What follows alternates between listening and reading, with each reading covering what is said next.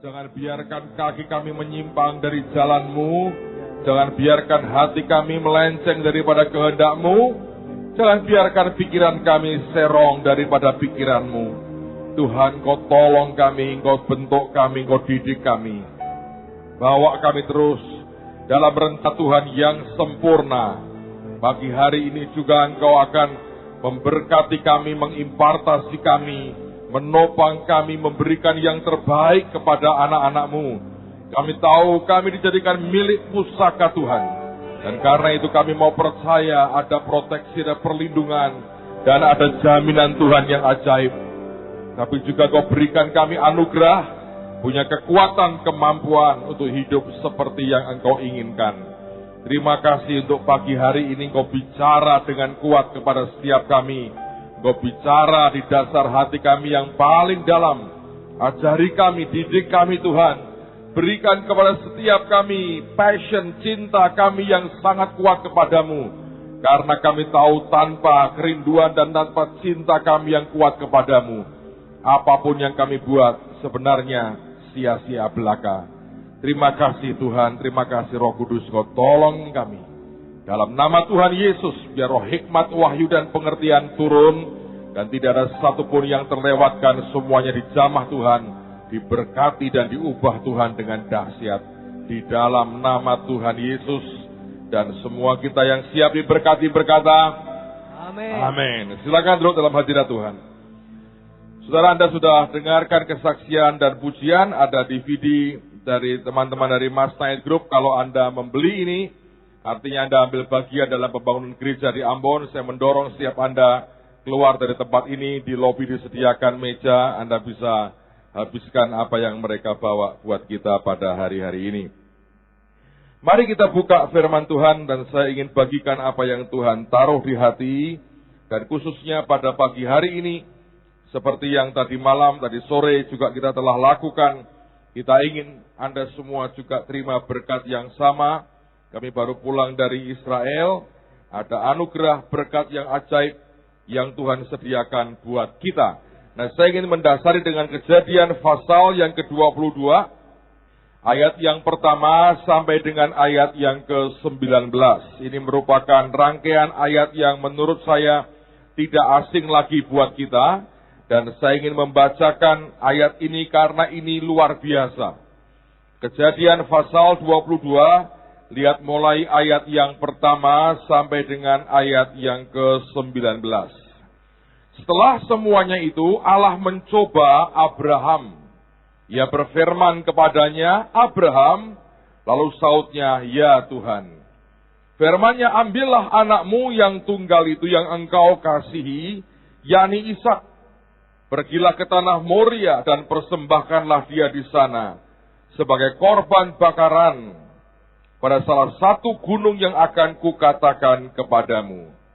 Keesokan harinya pagi-pagi bangunlah Abraham, ia memasang pelana keledainya dan memanggil 2 orang bujangnya beserta Ishak anaknya. Ia membelah juga kayu untuk korban bakaran itu. Lalu berangkatlah ia dan pergi ke tempat yang dikatakan Allah kepadanya.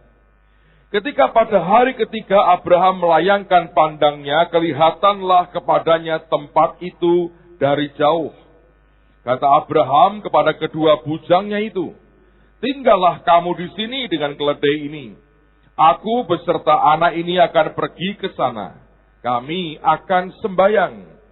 Sesudah itu kami kembali kepadamu. Lalu Abraham mengambil kayu untuk korban bakaran itu dan memikulkannya ke atas bahu Ishak anaknya. Sedang di tangannya dibawa api dan pisau. Demikianlah keduanya berjalan bersama-sama. Lalu berkatalah Ishak kepada Abraham ayahnya, Bapa, saut Abraham, ya anakku. Bertanyalah ia, di sini sudah ada api dan kayu. Tetapi di manakah anak domba untuk korban bakaran itu? Saut Abraham, Allah yang akan menyediakan anak domba itu untuk korban bakaran baginya anakku. Demikianlah keduanya berjalan bersama-sama. Sampailah mereka ke tempat yang dikatakan Allah kepadanya. Lalu Abraham mendirikan mezbah di situ Disusunnyalah kayu, diikatnya Ishak anaknya itu, dan diletakkannya di mezbah itu di atas kayu api. Sesudah itu Abraham mengulurkan tangannya, lalu mengambil pisau untuk menyembelih anaknya. Tetapi berserulah malaikat Tuhan dari langit kepadanya, "Abraham, Abraham." Sautnya, "Ya Tuhan." Lalu ia berfirman, "Jangan bunuh anak itu, dan jangan kau apa-apakan dia. Sebab telah kuketahui sekarang bahwa engkau takut akan Allah, dan engkau tidak segan-segan untuk menyerahkan anakmu yang tunggal kepadaku." Lalu Abraham menoleh dan melihat seekor domba jantan di belakangnya, yang tanduknya tersangkut dalam belukar. Abraham mengambil domba itu, lalu mengorbankannya sebagai korban bakaran pengganti anaknya. Dan Abraham menamai tempat itu Tuhan menyediakan. Sebab itu sampai sekarang dikatakan orang, di atas gunung Tuhan akan disediakan. Untuk kedua kalinya berserulah malaikat Tuhan dari langit kepada Abraham. Katanya, "Aku bersumpah demi diriku sendiri. Demikianlah firman Tuhan.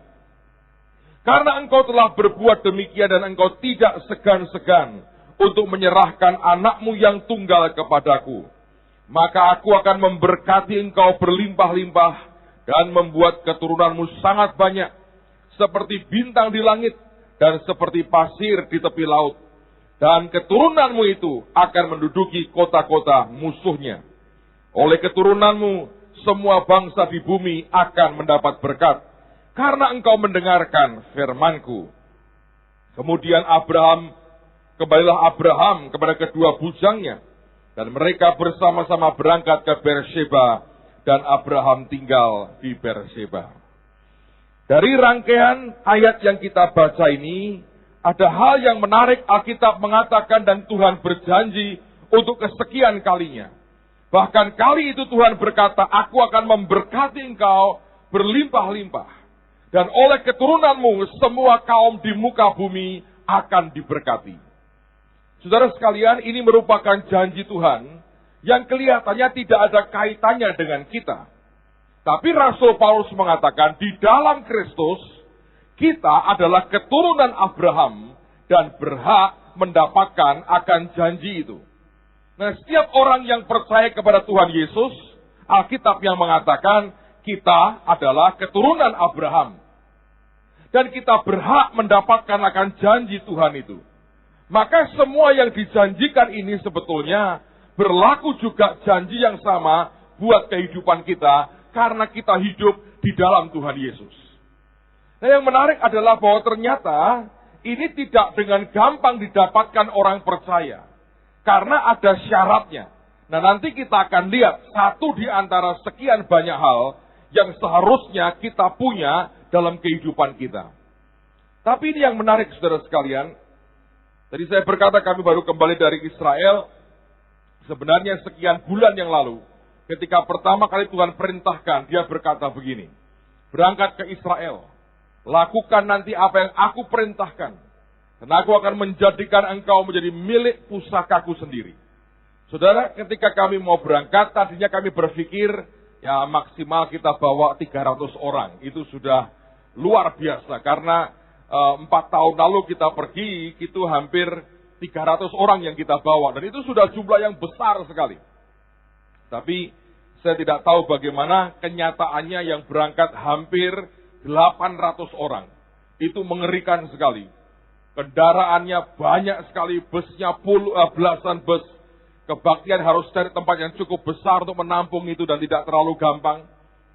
Terutama pada waktu Hari Raya Yom Kippur, karena Yom Kippur seperti teman-teman di Bali merayakan Hari Raya Nyepi. Tidak boleh ada mobil, tidak boleh ada kendaraan. Semua harus ditempuh dengan jalan kaki, dan itu bukan hal yang gampang. So anyway, kita berangkat dan Tuhan itu berkata begini. Nanti pada waktu kamu berangkat sampai di Yerusalem, dia berkata, cari tempat. Dan dalam tuntunan rohku kamu akan mendapat. Tempat di mana dulu pernah tabut Tuhan diletakkan. Kalau saudara baca di internet ya, itu teorinya banyak. Ada yang berkata di sini, di sana, dan sebagainya. Sejujurnya ini tidak ada orang bisa memastikan di mana tempatnya. Makanya itu bukan hal yang mudah. Dan dia berkata, kamu berdoa, aku akan beri kamu sesuatu. Ada yang mengalir dalam hidup kalian, nanti akan dibawa pulang ke Indonesia. Dan kemudian dia berkata, nanti cirinya, tandanya, kalau memang betul-betul kalian mendapatkan itu, dia berkata, kamu akan ketemu dengan satu orang, dan orang ini adalah orang Yahudi Mesianik. Itu sebuah kelompok yang langka sekali, orang Yahudi yang sudah percaya dan terima Tuhan Yesus. Karena sebagian besar orang Yahudi sampai dengan hari ini, mereka belum mau percaya Tuhan Yesus. Mereka menganggapnya mereka masih menantikan Mesias yang lain lagi. Tapi hari itu dia berkata, kalau engkau bisa dapatkan tempat tabut itu, maka kamu akan ketemu orang Yahudi yang Mesianik. Dan orang itu sebetulnya seorang imam. Dan dia hambaku. Dan lewat dia kamu akan diberkati. Dan kamu mesti memberkati dia. Karena dia hambaku. Kalau Anda baca di perjanjian lama, Anda mengerti. Tabut itu yang pelihara, yang jaga, yang rawat. Kelompok orang Lewi. Nah itu para imam Tuhan. Dan Tuhan berkata, kamu akan ketemu seperti itu. Dan tandanya seperti ini. Nah singkat cerita saudara sekalian, kami berangkat ke Israel. Dan di antaranya kita berkata kita mau buat kebaktian pada hari raya Yom Kippur. Banyak orang berkata begini, Pak, semua tur ke Israel menghindari hari raya Yom Kippur. Saya bilang kenapa? Karena di situ ya kalau makan pun hotel hanya sediakan makanan yang dingin. Karena mereka tidak boleh menyalakan api, tidak boleh kerja. 24 jam tuh. Dari sundown ke sundown berikutnya. Dan yang kedua, kemana-mana nggak bisa Pak. Tidak boleh ada kendaraan lewat. Itu kalau lewat dilempari batu sama orang-orang ortodoks. Jadi kemana-mana harus jalan kaki. Dan panasnya luar biasa hari-hari ini, masih panas. Dan mereka berkata, kita tidak pernah mau buat tur untuk hari raya Yom Kippur. Saya bilang, tapi Tuhan yang suruh, itu hari paling suci buat orang Yahudi. Karena itulah hari sebetulnya imam besar masuk ruang Maha Kudus membuat pendamaian antara Tuhan dan manusia. Nah, singkat cerita kami berangkat dan kemudian kita buat beberapa kebaktian sampai pada waktunya kami di hari raya Yom Kippur. Dan saya mengatakan kepada Anda, Tuhan tolong kita itu luar biasa. Saya nggak usah sebut nama, beberapa Anda mengerti. Ada teman kita, jemaat kita sakit saudara, kolaps. Dan sebetulnya pada waktu kami sampai di Laut Mati, itu sudah diletak koma tidak sadar. Dibawa ke rumah sakit di Yeriko. Di Yeriko itu daerah otoritas Palestina. Ternyata dicek kadar gulanya tinggi. Konon 700. Luar biasa ini. 700 diletak nggak kuat saudara. Lalu kemudian katanya disuntik insulin. Lalu mereka nyerah, mereka bilang kita nggak mampu lagi. Ini sudah pucet, mukanya bengkak semua, saudara kita ini. Wah, tegangnya luar biasa itu saudara. Dan dokternya berkata ini sudah koma. Akhirnya hari itu menjelang Yom Kippur dibawa dengan ambulans ke Yerusalem. Sampai di sana dicek lagi gula darahnya, bukan tambah turun, 1000. Luar biasa, nah, saya tidak pernah punya gula darah 1000 koma. Secara manusia ini, itu bukan hal yang gampang ngadepin itu. Kami berdoa waktu itu, dan Tuhan ngomong begini dengan senyum berkata begini, itu tidak seperti yang kamu pikir kok. Itu cuman kayak pingsan, besok kan bangun. Saya bilang gak mungkin lah, ini sudah koma, kletek, itu sudah bengkak semua, sudah. Waduh, itu sampai waktu pulang, akhirnya pulang itu saudara. Itu pun masih hampir ditolak oleh penerbangan. Karena mereka bilang, ini kalau ada apa-apa di pesawat siapa yang nanggung? Aneh itu. Didoain, dirawat, masukkan ICU di Yerusalem. Buat beliau ini tur paling seru mungkin ya. Ke Israel, masuk ICU. Belum pernah ada. Dan jangan pernah pengen saudara. Itu gak ada enaknya. Tapi satu hari tok loh. Sadar. Dan hari ini sudah di Semarang lagi. Saya melihat penyertaan Tuhan. Nah hari raya Yom Kippur itu, Pagi-pagi kami rombongan hamba-hamba Tuhan dan sebagian peserta itu nginep di Yerusalem Barat. Sebagian dicarikan hotel di dekat Yerusalem Timur. Nah, artinya kita harus jalan kaki 1 jam lebih. Tapi itu pertama kali dan itu satu-satunya hari, saudara. Di mana di atas Yerusalem itu berawan, sehingga mendung, kita jalan dengan enak, angin dingin sekali. Pulang balik sejam lagi jalan kaki. Yang saya perhatikan itu ajaib. Hari yang lain gak mungkin. Pada waktu pulangnya ini, anak saya iseng. Yang laki itu kan jalanan sepi semua. Dia berpose tiduran di aspal. Melintang di jalan, minta difoto. Saya punya fotonya. Tidak terlalu fotogenik, saudara. Tapi itu di tengah-tengah jalan raya itu geletak di situ. Sambil tasnya dipakai untuk bantal, action. Di kita ini banyak yang action, saudara. Ada anak saya yang tiduran di tengah jalan. Ada satu lagi saudara kita ini. Datang ke pusat pertokoan Ben Yehuda. Untuk apa? Foto dengan cewek-cewek Israel. Bangganya luar biasa. Dan fotonya disebar kemana-mana. Tapi saya bersyukur istrinya baik. Enggak dipecat ya begitu pulang. Dan kita bersyukur untuk anugerah Tuhan. So anyway, itu hal yang luar biasa. Tapi pencarian kita doa tiap kali kita pergi ke sana kemari. Dari sebuah titik kami kumpul, kita berkata kita harus pergi. Kita cari di mana letak baik atau Tuhan itu pernah diletakkan. Karena Tuhan berkata, ambil itu dan bawa pulang ke Indonesia. Karena itu merupakan awal dari sebuah kegerakan besar akan terjadi di bangsa ini. Yang luar biasa, kita mendapatkan info dari banyak orang. Oh, ada terowongan, ada tunnelnya. Dan di tunnel itu bisa mendekat ke tempat di mana ruang Maha Kudus itu ada. Akhirnya kami malam-malam ke sana, dapat jatah karena itu harus antri, saudara. 24 jam mereka buka tunnel itu untuk turis. Dan kita dapat jatah jam 8.40. 35 orang dari kami berangkat ke sana, masuk ke tunnel malam-malam dingin sekali. Saya sudah agak meriang itu badan saya. Anak saya sudah teler, yang laki sudah teler betul. Lalu kemudian kami masuk ke tunnel itu. Nggak ada apa-apa tuh. Kami coba jalan, cek Tuhan di mana, nggak ada. Beberapa anak malah berkata gini, ini kok banyak setannya ya malah ya katanya gitu. Akhirnya kami selesai sampai jam 10 mungkin ya. Nggak ada apa-apa. Padahal hari berikutnya beberapa hamba Tuhan sudah harus pulang ke Indonesia. Kita berdoa Tuhan apa yang harus dibuat. Nah malam itu kita coba jalan lagi, kita telusuri. Dan beberapa orang berkata, oh ini nggak di sini tempatnya. Itu di seberang tembok itu, artinya kita mesti ke Yerusalem Timur. Dan itu kompleks dari agama lain. Memang boleh ke sana, tapi lebih ketat urusannya. Lalu kita berdoa, Tuhan berkata, besok kamu urus. Setelah kebaktian terakhir di Mount Scopus, satu bus kami berangkat ke sana. Dan tiba-tiba waktu kami masuk kompleks itu, beberapa teman mulai nangis karena hadirat Tuhan.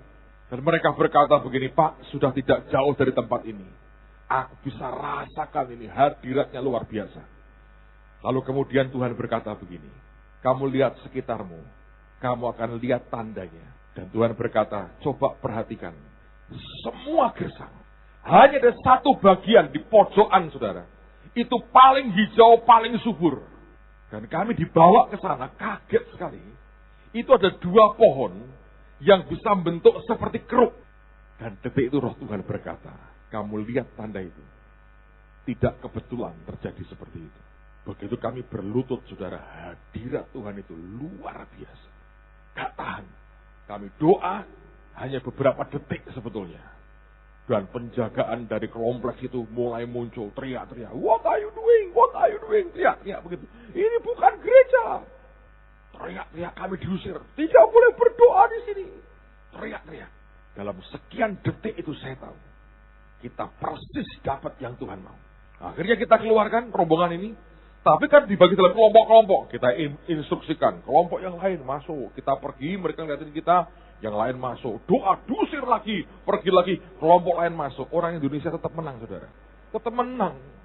Bahkan cuma 1001 malam. Indonesia 2010 malam hari ini. Tahun depan 2011 malam, saudara. Ikuti angka tahun. Nambah terus. Negeri ini penuh dengan mujizat, saudara. Susah, ngalahin orang Indonesia itu susah. Ini bangsa hebat. Amen, saudara. Jadi akhirnya kucing-kucingan mereka nggak bisa tuh. Selalu kita bisa lolos. Lalu kita berdoa, Tuhan, sudah kami lakukan yang kau mau. Dan ternyata memang sekarang Golden Gate dibuka untuk umum. 4 tahun lalu kita curi-curi. Kali ini orang boleh masuk ke sana. Dan kita mampir lagi ke sana, banyak anak-anak naik ke atas, doa di sana, tumpangi tangan di Golden Gate. Ada yang iseng pakai spidol nulisin namanya, dan dia bilang supaya kalau Tuhan nanti masuk ke gerbang emas ini ingat namaku di situ, dia ingat saya katanya. Tapi ada yang keren, beberapa orang dengar suara Tuhan yang berkata, I will remember you, aku akan ingat kamu. Kalau kita diingat Tuhan itu luar biasa. Amen, saudara. Nah, yang menarik adalah kemudian kami berdoa, Tuhan, sekarang mana ini tandanya? Kami akan ketemu dengan seorang imam, artinya orang itu Lewi, dan dia adalah orang Mesianik, dia percaya kepada Yesus, dia orang Yahudi, dan dia akan memberkati kami. Mana? Sampai dengan malam terakhir, kita nggak ketemu. Cari-cari juga nggak bisa. Lalu kemudian malam itu anak-anak pergi ke pusat pertokoan di Yerusalem. Selama tur nggak pernah ke situ, kali itu aja. Karena beberapa orang sudah pengalaman canggih banget ngerti tempat-tempat seperti itu. Saya naik taksi, saya cari anak-anak. Dari jauh ketika di kerumunan banyak orang, saya dengar suara orang nyanyi. Cuman 2 yang saya tahu, kata Shalom dan yang lain adalah bahasa roh mereka. Saya pikir ini bukan suara anak-anakku ini suaranya orang lain. Makin dekat, saya lihat anak-anak lagi bergerombol dekat situ. Saya bilang, ada apa? Orang Korea. Kira-kira 10 orang Korea, muda-muda. Pakai ransel begitu. Mereka 2 minggu di Israel. Dia berkata hanya cari tempat untuk mereka nyembah Tuhan dan berdoa. Jadi hari itu di tengah kerumunan banyak orang. Tidak malu mereka nyanyi Shalom, mereka bahasa roh. Kan orang Yahudi nggak tahu. Yang tahu mereka Shalom. Shalom itu baik. Tapi bahasa roh mereka tidak ngerti. Jadi mereka nyembah, mereka menyembah. Kami berkata gini, ayo gabung. Jadi anak-anak semua gabung mereka. Ikut nari, ikut nyanyi. Kalau Shalom sama bahasa roh kan bisa lah, saudara. Jadi mereka ikut nyanyi, mereka ikut nyembah. Lalu mereka gandeng tangan, tiba-tiba anak-anak saya bilang, papi, saya dipanggil, saudara. Saya bilang, kenapa? Ayo pimpin doa. Saya bilang, kenapa harus papi? Supaya urusan dengan Korea lancar, Pi. Ayo, Pi, berdoa katanya. Sembayang. Pinter rupanya mereka sudah mulai pinter. Jadi kami gandeng tangan, terus kita berkata, mari kita berdoa buat revival di Korea, buat kegerakan di Indonesia, dan revival di Israel. Saya pimpin doa dengan mereka, kami selesai, kami nyembah Tuhan lagi, dan kemudian bubar. Sampai dengan hari itu, saya berkata, Tuhan, aku tidak ketemu satu orang pun yang kau katakan. Padahal besok pagi jam 9 kami harus keluar dari hotel, dan kami akan ke perbatasan ke Yordania. Apakah kami ini gagal dengan apa yang engkau perintahkan? Karena engkau berkata, ketemu orang seperti ini. Tidak ada. Gaibnya juga bukan. Dan saya berkata, Tuhan yang mana? Tidak ada jawaban. Akhirnya kecapean, tidur juga. Lalu besok pagi-pagi saya ditelepon di kamar saya. Ada anak Mahanaim itu ya, suami istri yang buka warung di kamarnya. Dia bawa rice cooker 3, saudara. Dia bawa abon, sambal terasi, segala macam. Anda bisa makan nasi goreng di Israel. Karena mereka yang masak. Dimarahi hotel berkali-kali. Karena itu kan bau sekali. Tapi Indonesia, saudara, tetap makanan buka. Warung buka. Mau apa? Indomie goreng? Waduh, soto juga dia bawain, saudara. Ajaib sekali itu.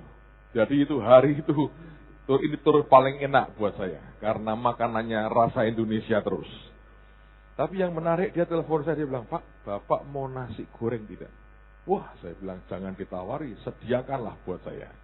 Jadi saya selesai mandi, semua tak siapin, koper siap semua, saya mampir ke tempat dia. Mampir ke kamarnya, kemudian makan nasi goreng, dia cerita dengan saya. Pak, kita punya pengalaman menarik. Oh ya? Tadi malam, rombongan habis doa di, orang Indonesia itu memang hebat. Habis doa di Garden Tomb, ya, di kubur Yesus, nangis-nangis di zaman Tuhan. Setelah keluar, sadar lagi, yuk shopping katanya. Shopping. Itu orang Indonesia itu begitu. Akhirnya mereka di drop di tempat namanya Ben Yehuda itu. Sopirnya berkata, aku beri kalian waktu cuma sejam. Shopping. Wah, itu kayak orang liar.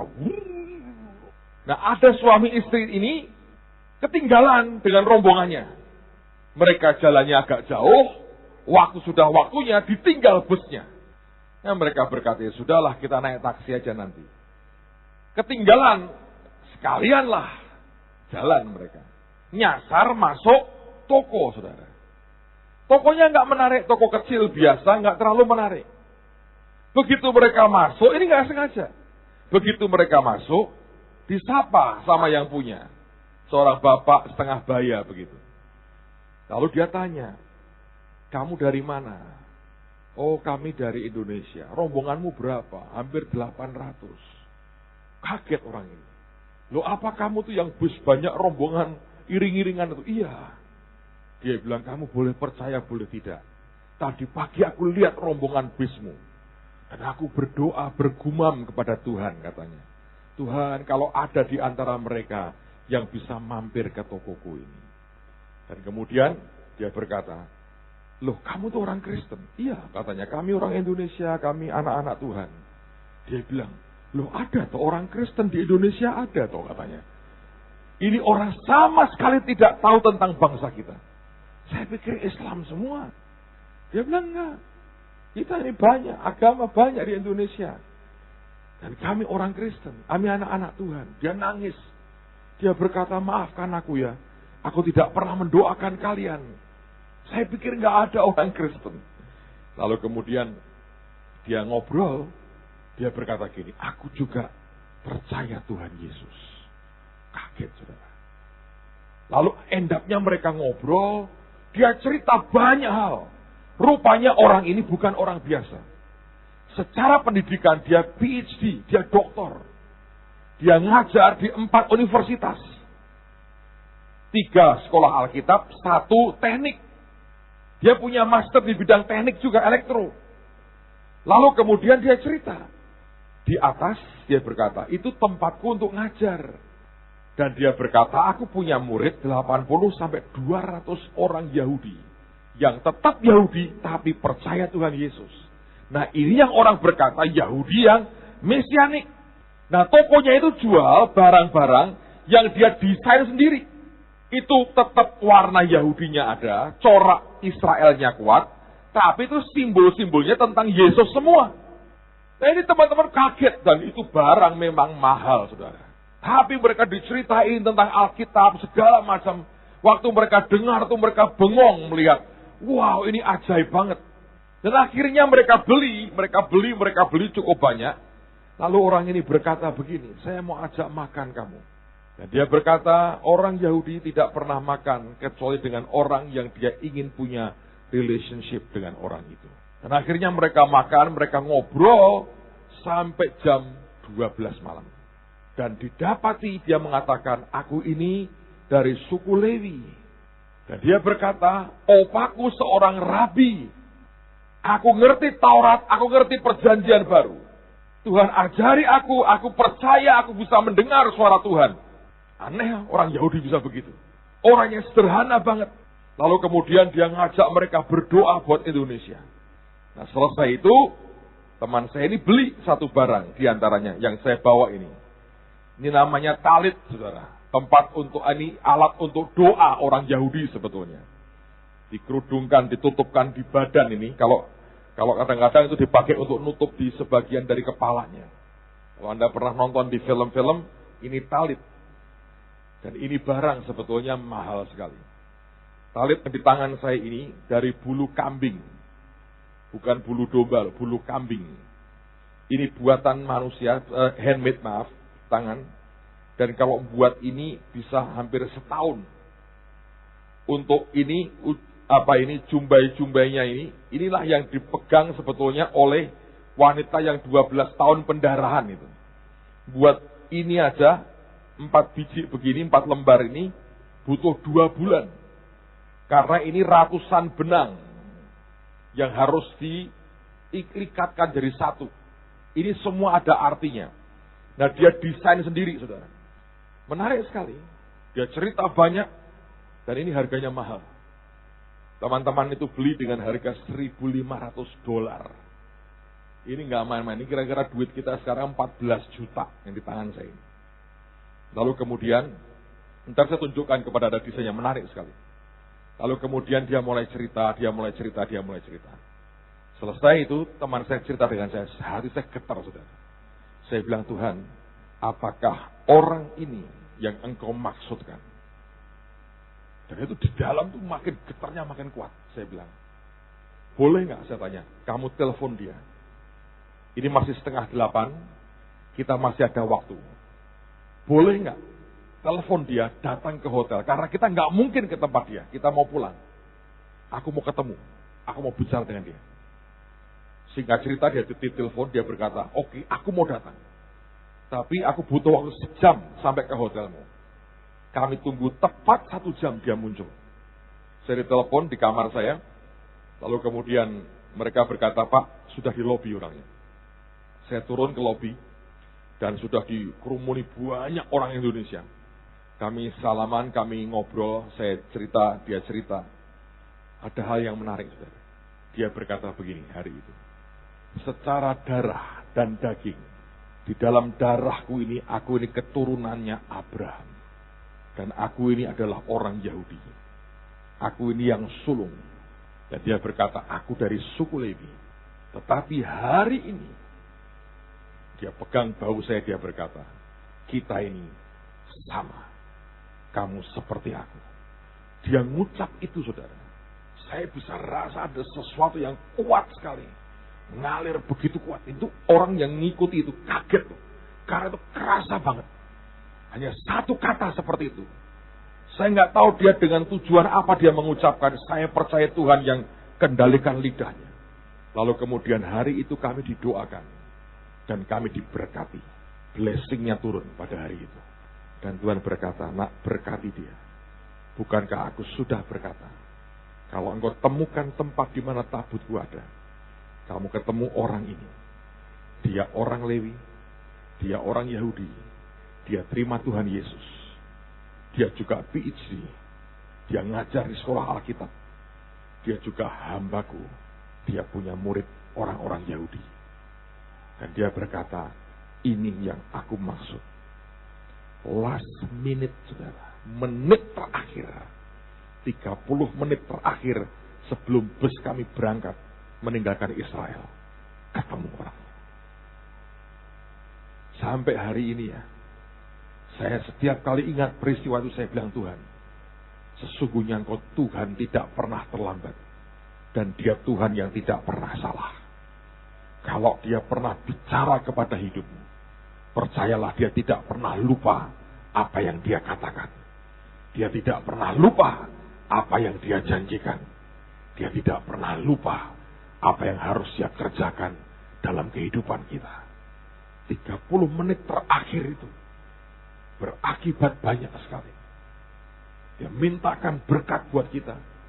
Dan Anda tahu orang Indonesia begitu ngerti, dia didoakan loh. Siapa? Orang Yahudi. Tapi terima Yesus. Jadi hamba Tuhan ini. Oh ya, antri. Dari bus turun semua. Guide-nya bilang, lu sudah masuk kok, turun lagi. Indonesia, turun antri lagi. Saya hanya bisa melihat dengan terharu, saya berkata, Tuhan, Engkau sungguh Tuhan yang luar biasa. Saudara, saya mau tunjukkan barangnya. Tolong 2 orang bantu saya. Segede ini barangnya. Kalau Anda lihat ini ya, saya harap kamera bisa tangkap, bantuin. Ini tulisan di sini itu dari Maleakhi 4 ayat 2. Kalau Anda baca itu bagus sekali. Tuhan akan berikan buat kita surya kebenarannya. Dan ada kesembuhan di sayap-sayapnya. Ini dari Maleakhi, ini desain dia. Anda lihat gambar matahari di sini seperti desain matahari. Karena Tuhan seperti surya matahari. Ini ada simbol-simbol ini. Ini ada simbol mahkota, lambang dari Kristus adalah Raja. Ini ada simbol Bapa, Putra, Roh Kudus, ada simbol Raja Daud, dan sebagainya. Yang menarik saya mau ceritakan buat saudara, ini ada simbol buah delima, pomegranate di dalam bahasa Inggrisnya. Ini simbol prosperity, simbol kelimpahan. Ini ya, ungunya ini. Kalau Anda pernah baca di Alkitab dibilang bahwa Paulus itu pembuat kemah. Itu bukan kemah buat camping. Tapi kemah itu ini artinya, talit.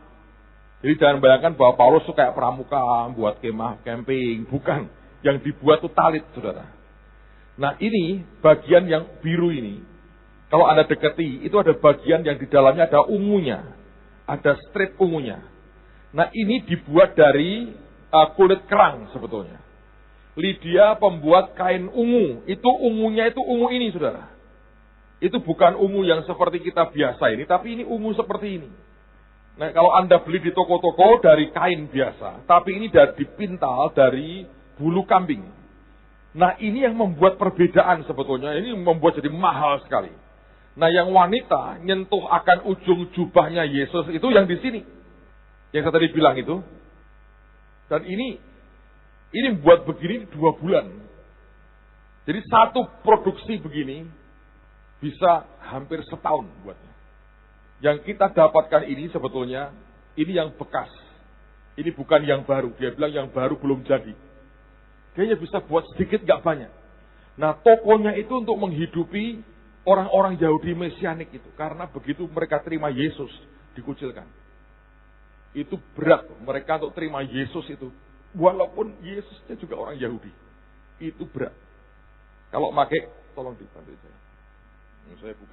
Saya bukan rabi Yahudi. Kurang lebih lah ya saudara ya, kurang lebih. Karena saya bukan rabi Yahudi. Jadi mereka pakai ini sebagai sebuah cover tudung. Ini kalau mereka baca Alkitab itu tutup ini sebagian. Kenapa ini barang diberikan ke saya? Saya mau cerita Pak saudara. Malam yang sama malam terakhir di Yerusalem. Tuhan beri saya mimpi aneh sekali. Makanya saya berdoa Tuhan akan berikan kepada semua kita tudung baru yang dari Tuhan. Di mimpi itu saya didekati satu orang dari satu partai tertentu, saya nggak sebut nama. Dan orangnya saya tidak kenal. Mimpi kadang-kadang jelas, kadang-kadang tidak jelas, saudara. Tidak jelas detailnya. Nah pada waktu itu orang itu ngomong begini, Pak, Bapak bergabung dengan kami saja. Saya bilang maaf Pak, tidak. Karena saya ini hamba Tuhan. Saya bukan seorang politikus, saya tidak akan main politik. Saya hamba Tuhan, saya melayani dari panggilan saya saja. Dia coba ngomong, tetap saya bertahan, tidak, saya tidak. Lalu selesai pembicaraan, kita ngomong baik-baik. Terus pamit, saya mau pulang. Di luar gelap sekali, sudah gelap. Dan dia sediakan mobil, dia berkata, Bapak ikut kami aja, saya antar Pak. Mobilnya bagus. Tiba-tiba di sebelah itu ada satu teman yang beli ini. Ada Ribkah juga saya lihat di situ. Dia bawa mobil yang lebih simple. Lalu orang tanya, Pak, Bapak ini mau gimana? Saya bilang, saya ikut kamu aja. Kamu yang antar aku. Jadi saya masuk mobilnya. Dan begitu mau masuk itu ya, hujan abu sudah. Tebalnya luar biasa. Hujan abu. Terus saya terbangun. Saya bilang, Tuhan, apa artinya ini?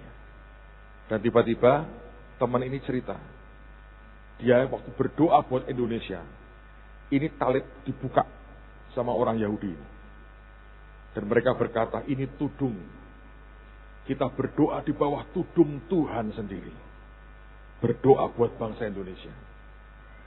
Ketika dia dengar mimpi saya, teman ini berkata begini, Pak, kami tahu. Ini talit bukan untuk kami. Ini talit buat Bapak saja. Jadi dia berikan ini. Dia berkata sebagai simbol, biarkan semua kita ditudungi dengan tudung Tuhan. Bukan dengan tudung manusia. Karena di atas semuanya, kita ini warga kerajaan surga. Bukan warga dunia. Saudara, saya berdoa, biar tudung Tuhan turun dalam hidupmu. Pertanyaannya adalah, bagaimana Abraham bisa mendapatkan janji begitu besar, dan janji yang sama Tuhan berikan buat kita. Coba kita lihat firman Tuhan ini. Masih di Kejadian 22. Lihat sekarang pada ayat yang ke-11. Ini yang Tuhan katakan dan ini yang Abraham katakan. Tetapi berserulah malaikat Tuhan dari langit kepadanya, Abraham, Abraham. Sautnya, ya Tuhan. Kata ini bukan sekedar ya Tuhan, aku ini. Bukan. Dia pakai kata hineni, artinya ya Tuhan, katanya, aku ini adalah budakmu yang mau melakukan apapun yang kau perintahkan. Sejak dia berkata, aku ini budakmu. Dan dia buktikan dia tidak segan menyerahkan akan anaknya sendiri. Maka janji berkat itu Tuhan berikan dalam hidupnya. Tapi pertanyaannya adalah budak seperti apa yang Tuhan inginkan. Sekarang mari kita lihat Keluaran. Kitab Keluaran. Dalam Keluaran pasal yang ke-21. Ayat yang pertama sampai dengan ayat yang ke-6. Dengerin saudara. Dan kita akan selesai dengan ini. Keluaran 21 ayat pertama sampai dengan ayat yang ke-6. Inilah peraturan-peraturan yang harus kau bawa ke depan mereka. Apabila engkau membeli seorang budak Ibrani, maka haruslah ia bekerja padamu 6 tahun lamanya. Tetapi pada tahun yang ke-7 ia diizinkan keluar sebagai orang merdeka dengan tidak membayar tebusan apa-apa. Jika ia datang seorang diri saja, maka keluar pun ia seorang diri. Jika ia mempunyai istri, maka istrinya itu diizinkan keluar bersama-sama dengan dia. Jika tuannya memberikan kepadanya seorang istri, dan perempuan itu melahirkan anak-anak lelaki atau perempuan, maka perempuan itu dengan anak-anaknya tetap menjadi kepunyaan tuannya. Dan budak laki-laki itu harus keluar seorang diri. 5, perhatikan. Tapi jika budak itu dengan sungguh-sungguh berkata, aku cinta kepada tuanku, kepada istriku dan kepada anak-anakku. Aku tidak mau keluar sebagai orang merdeka. Maka haruslah tuannya itu membawanya menghadap Allah. Lalu membawanya ke pintu atau ke tiang pintu. Dan tuannya itu menusuk telinganya dengan penusuk. Dan budak itu bekerja pada tuannya untuk seumur hidup. Ada banyak orang yang melayani Tuhan hari ini. Tapi Tuhan cari orang yang melayani dia karena cintanya kepadanya. Selama kita mengabdikan hidup kita ke Tuhan, dia memberi kita begitu banyak. Dia memberkati kita, dia menopang kita, dia menolong kita, dia memberi kita banyak hal. Tujuannya satu, supaya kita tahu betapa Tuhan dan Tuhan kita cinta kepada kita. Sebaliknya setelah itu dia berharap ada cinta yang keluar, ada passion yang keluar dari hati kita untuk Tuhan kita. Dan itulah saatnya di mana kita berkata, ini yang sama kita berkata, Tuhan, ini aku budakmu Tuhan. Aku lakukan semua karena aku cinta kepadamu. Karena passionku kepadamu. Dan kalau dia mengatakan seperti itu, akan dihadapkan kepada Tuhan. Dan bukan hanya itu, dibawa kepada tiang pintu atau tempat pintu itu, dan di depan umum ditusuk telinganya dengan penusuk atau dipaku. Zaman itu tidak ada obat bius. Tidak ada mungkin benda-benda lain atau suntikan apapun untuk meredakan sakitnya. Sekuat-kuatnya orang ketika telingamu ditusuk dengan paku, sakitnya luar biasa. Dan itu dilakukan di depan umum. Sebab budak ini mau berkata, aku cinta kepada Tuanku. Sesakit apapun yang aku harus tanggung. Tidak seberapa dibandingkan dengan cintaku kepada Tuanku. Dan itu yang Tuhan berkata hari ini. Apakah dia masih bisa mendapati orang-orang yang hatinya melekat dan cinta ke Tuhan? Bukan sekedar cinta kepada pemberian, tapi cinta kepada pemberinya. Tuhan mau berkata, dia bertanya, apakah engkau sungguh mengasihi aku? Karena Paulus berkata, tanpa kasih, apapun yang kau buat, bahkan menyerahkan tubuhmu untuk dibakar, tidak ada gunanya. Dan bukankah dia bertanya kepada Petrus 3 kali, apakah engkau mengasihi aku? Sebab bagi Tuhan itu yang paling penting. Hari ini banyak orang melayani Tuhan tanpa passion, gak ada cintanya. Anda membaca Alkitab bukan karena engkau pengen dengar suara Tuhanmu, tapi karena kewajiban. Ada orang berdoa karena sekedar kebutuhan, bukan karena dia kepingin berkata, Tuhan, aku pengen nangkap akan hatimu. Ada orang melayani Tuhan, melakukan apapun, dia berkhotbah, dia nyanyi, dia main musik, dia kerjakan semua, tapi bukan karena passionnya ke Tuhan. Lihatlah berapa banyak orang yang sungguh-sungguh mengabdikan hidupnya tanpa pamrih karena cintanya ke Tuhan. Sementara sebagian orang melakukan semuanya karena pamrih, karena ingin berkat, karena ingin sesuatu dia ambil dari Tuhannya. Tapi hari ini dia berkata, kalau sungguh engkau menginginkan berkat yang dari Abraham ini turun dalam hidupmu, dia bertanya, sungguhkah hatimu cinta kepadaku? Orang yang membaca firman, membaca Alkitab, yang satu dengan passion yang kuat, rindu pengen kenal dengan Tuhan, yang satu asal-asalan. Ada orang yang kerja, yang satu dengan passion kuat, pengen jadi berkat bagi orang lain, yang lain sekedar untuk kehidupannya. Semua yang dikerjakan dengan passion atau tanpa passion akan berbeda sekali. Abraham dipanggil Tuhan dan dia berkata, "Hineni Tuhan, ini aku budakmu Tuhan, aku bukan siapa-siapa. Kesakitan seperti apapun yang kau minta daripadaku tidak akan sebanding dibandingkan cintaku kepadamu." Dan pagi hari ini, sebelum Tuhan memberkati kita, mengurapi kita, dia bertanya, apakah engkau mengasihi Tuhan lebih dari segalanya? Apakah di telinga rohanimu sudah ada tindik bekas luka? Paulus mengatakan ada stigmata di tubuhku. Ada tanda aku milik Kristus. Dan tanda itu tanda luka yang sangat dalam. Yakub dalam kepincangannya, orang berkata, dia punya tanda, dia mengasihi Tuhannya. Setiap orang percaya, ada tanda di badannya, ada tanda di hidupnya, bahwa dia cinta Tuhan. Tidak semua orang yang hari ini melayani Tuhan, dia melayani dengan cinta. Dia melayani dengan kebiasaan, rutinitas. Dia tidak peduli apakah yang lain mau hancur, apakah gereja mau hancur, apakah orang Kristen akan jatuh. Dia tidak peduli. Dia seringkali peduli dengan bagaimana orang melihat aku. Yang diperdulikan perasaan, harga dirinya, martabatnya, nama baiknya, ketenarannya, popularitasnya. Tapi Tuhan mau bertanya, apakah masih dia dapati orang-orang yang hatinya hanya cinta kepada Tuhannya, dan apapun yang dikerjakan, itu karena cintanya kepada Yesusnya. Tutup Alkitab saudara. Arahkan hatimu ke Tuhan pada pagi hari ini.